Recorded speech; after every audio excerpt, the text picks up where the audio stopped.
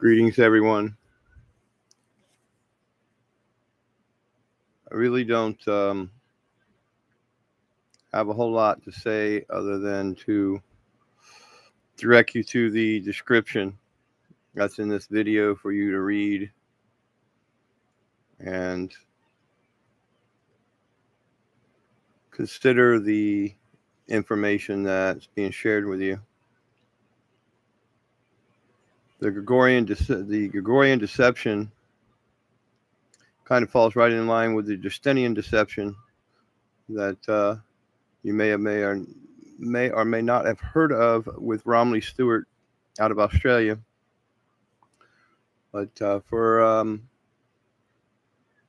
everyone around the world, the Gregorian deception is the net of deception that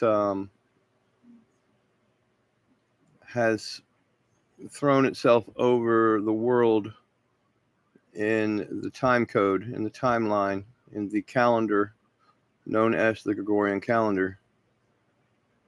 And this is a jurisdictional overreach of a fictional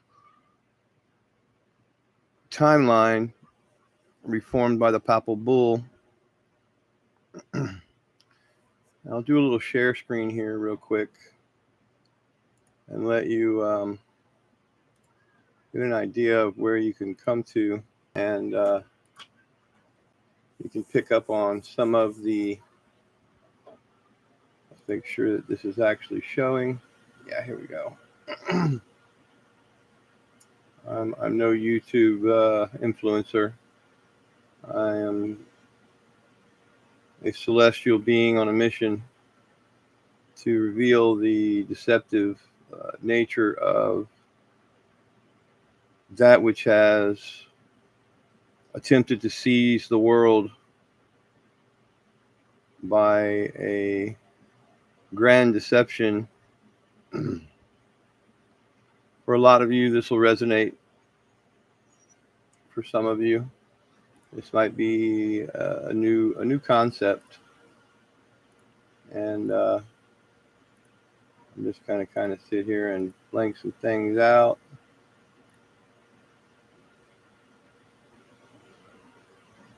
Maybe I'll read a little bit on the Gregorian deception. This is what's in the description right here.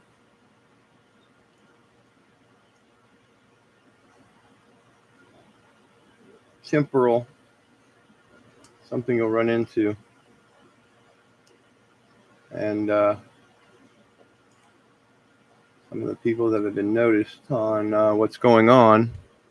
Hopefully I'm speaking loud enough you can hear me okay. But for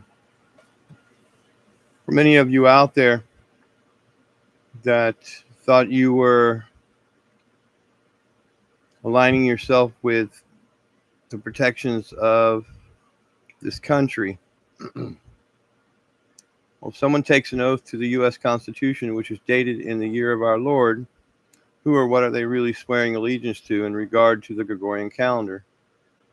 Well, understanding the oath to the Constitution, oaths to the U.S. Constitution taken by federal judges, members of Congress, military, and public servants are generally worded like this. I do solemnly swear or affirm that I will support and defend the Constitution of the United States against all enemies, foreign and domestic. But the Constitution itself is dated, done in a convention by the unanimous consent of the states present on the 17th day of September in the year of our Lord, 1787. So by referencing that document as the supreme law, the oath implicitly affirms its content, structure, and time jurisdiction. Year of our Lord equals jurisdictional key. The phrase Year of our Lord is not just a poetic flourish, it is a jurisdictional signature. It directly translates to Anno Domini, instituted under Pope Gregory XIII of 1582, the architect of the Gregorian calendar. So anyone affirming or swearing allegiance to the Constitution, as written, is also affirming the ecclesiastical time system upon which all instruments within the Constitution are time-stamped. Time equals jurisdiction. He who controls the time controls the jurisdiction. Under trust law, for all you trust law people, better pay attention. Commerce and admiralty maritime law, time jurisdiction determines which legal system applies. Gregorian time equals the Holy See originated ecclesiastical commercial jurisdiction. Therefore, all documents, contracts, identities, and oaths dated under this system fall within its jurisdiction, unless explicitly rebutted. So when you swear to uphold a document that sits on ecclesiastical time, you are contractually and spiritually bound to a system that originates from Rome and the Vatican. This was imposed by the papal bull on the Inter Gravissimas of 1582, was adopted by the British Crown and later the American colonies. Who are you actually swearing allegiance to? In practical terms, outwardly, you are swearing to the Constitution of the United States. Legally, you are binding yourself to a Roman calendrical system that timestamps your authority. Jurisdictionally, you are consenting to operate under a corporate ecclesiastical framework, not a pure natural framework.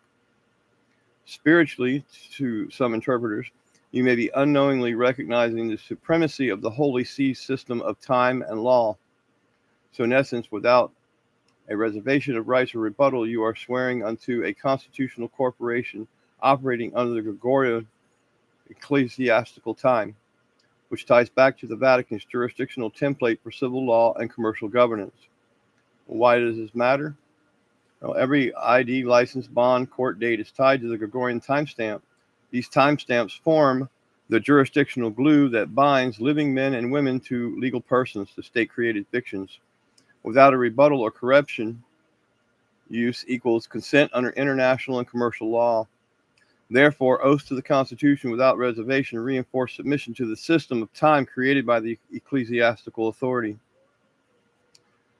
So if you wish to serve honorably without consenting to ecclesiastical jurisdiction, one would need to take their oath with the reservation of right under natural law, declare the use of the Gregorian calendar as by necessity and not consent. But what we're moving towards is bringing back the natural time order of the 1328 of the law of time, that we are positioned to take back control of the country by the timeline. It is very important that those that have eyes to see what's being exposed here.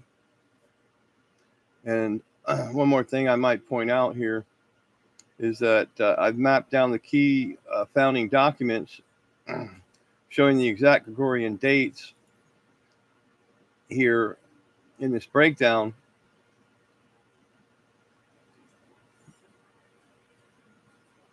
So that you could see, hopefully you're seeing this on the screen okay. All U.S. legal identities are created and timestamped under the Gregorian time. The legal fictions tied to birth certificates based on the file date exist within the ecclesiastical calendar system, not a natural one.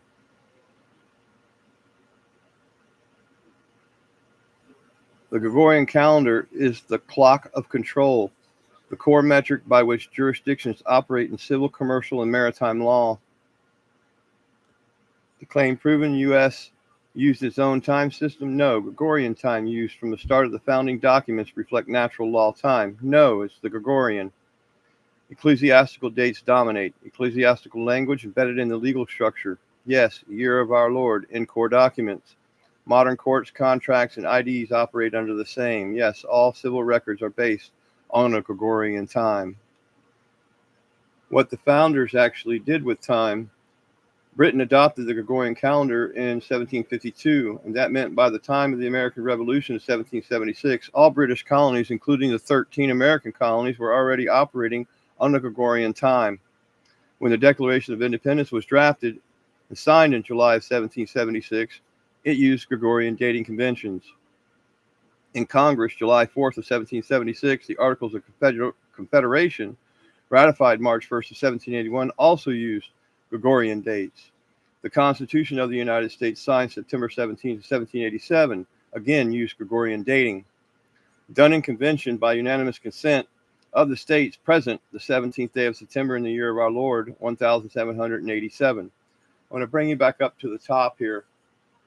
And of course, Here's our Supertramp album cover, looking out the airplane window at, of course, the Twin Towers, with, of course, 9/11 that appears backwards over the Twin Towers on this album cover. Just a little peek out. So,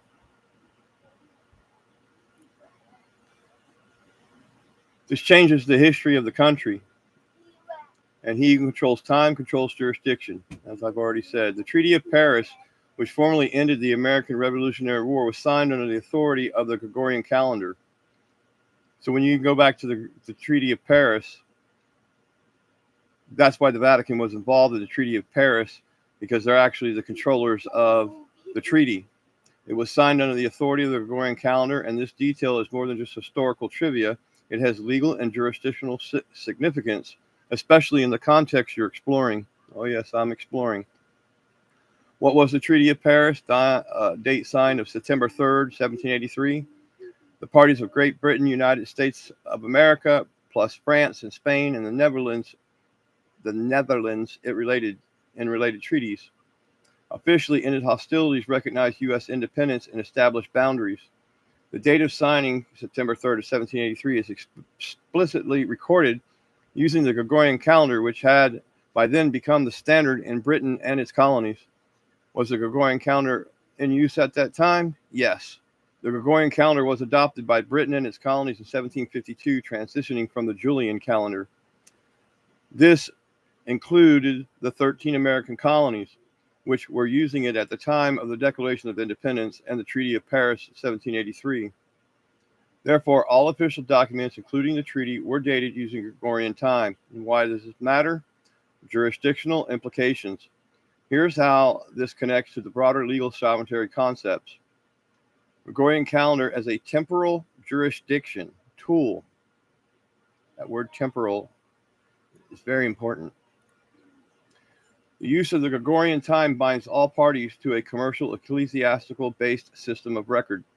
By signing under Gregorian authority, the treaty exists within the same legal temporal framework used to regulate birth registrations, maritime admiralty law, the Crown Vatican commercial system, global trust law structures, ecclesiastical authorities, and legal fictions. The Gregorian calendar was introduced by Pope Gregory XIII. All people to do away with the 1328 April Fools was Gregory XIII, via the papal bull Inter Gravissimas of 1582. Pardon me.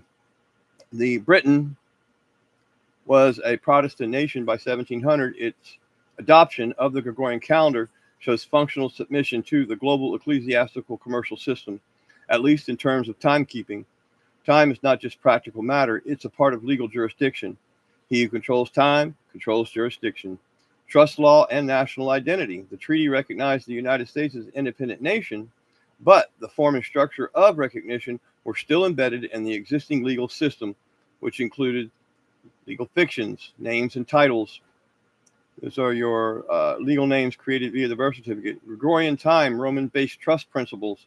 So even though the U.S. gained political independence, it continued to operate under the same legal commercial infrastructure, including the Gregorian calendar, British-influenced common law, and trust-based systems of governance, public trusts, birth certificates.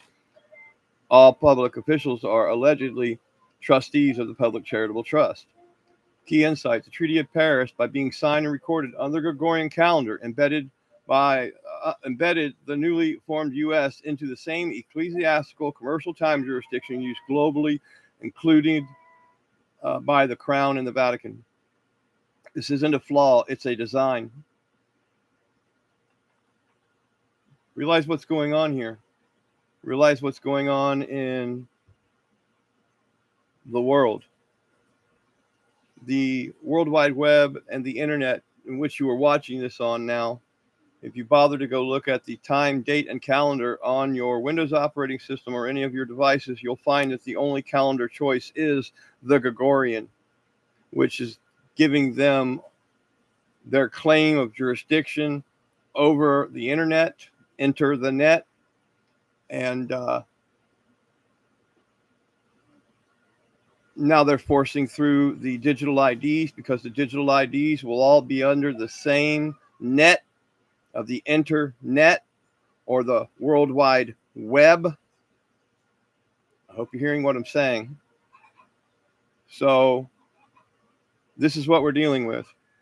We're dealing with a overreach of a fraudulent calendar, of a fraudulent timeline of people that have tossed out a net of their jurisdictional overreach over the entire world by bringing in an unnatural calendar that was made by man. And what they have been doing is basically going around the world slaughtering anybody that was following the natural Turtle Island 1328, the turtle shell calendar of natural time and natural order. The Gregorian calendar makes people easier to control. The Gregorian calendar is the Gregorian deception. I'm trying to make this as simple as possible.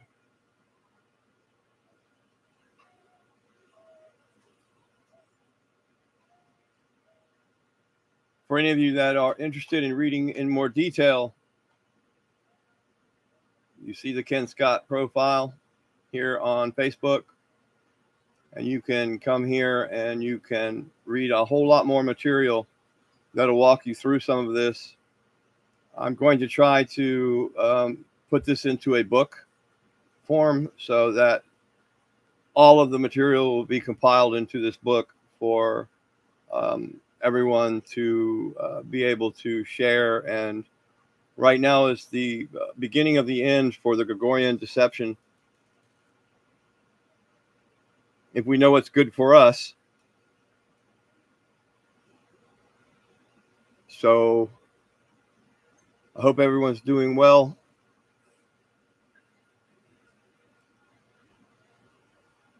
I know this can be quite shocking for some people to look at and see, quite disappointing to see just how the world is sold out to the universal time code. There's one very interesting thing that came up in the research, is that Bitcoin is not on the Gregorian timestamp. You just can't make this stuff up. And I don't even have any Bitcoin, so don't think that I'm somehow invested in even saying that. I kind of wish I was now, realizing that Bitcoin is, and the blockchain, the Bitcoin is not on the Gregorian timestamp. At least that's what we've discovered so far.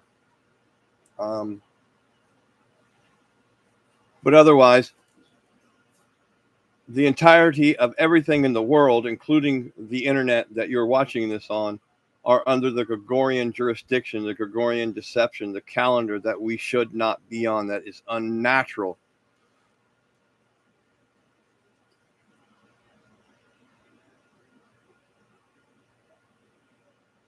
And it is now our responsibility to revert back to a natural order of a 1328, just as a woman cycles naturally every 28 days. The natural order, the calendar that you'll find on the back of on the turtle shell. And the people that they have went around the world to destroy all have one thing in common, that they were living on a natural calendar. The Hawaiians were living on a 1328 lunar calendar. The Hopis, I think the Iroquois, were living on a 1328 natural lunar calendar.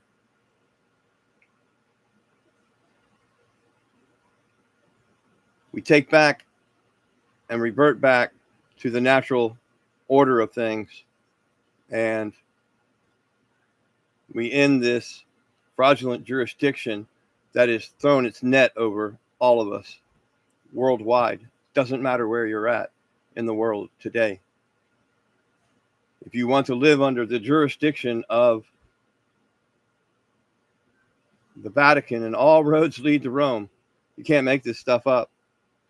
The Justinian deception by Romney Stewart, merging together the Justinian deception and the Gregorian deception, you'll have a full view of what has been going on in the world and why the world is in such chaos.